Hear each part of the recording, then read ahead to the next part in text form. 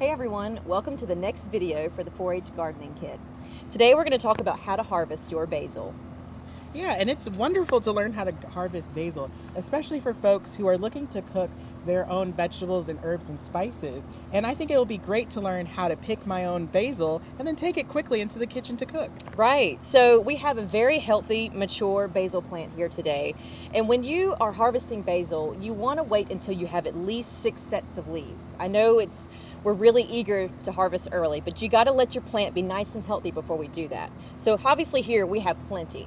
Now, if you're harvesting, if you only need a small amount, just pick a few leaves, you don't need to cut the whole stem. Now, if you are getting a large amount for a recipe, then we do encourage you to cut the entire stem.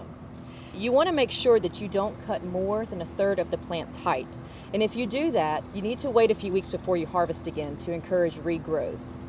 Now, Jessica, what happens if I won't be able to harvest for a few weeks? So if you can't do that, say you're out of town or you don't really have a recipe that needs basil, we recommend that you pinch the top of the plant off. That will encourage it to continue to grow. It won't stunt it. Now, if you start to see blooms in that time, we recommend that you pinch these blooms off, and that will create more foliage from the plant.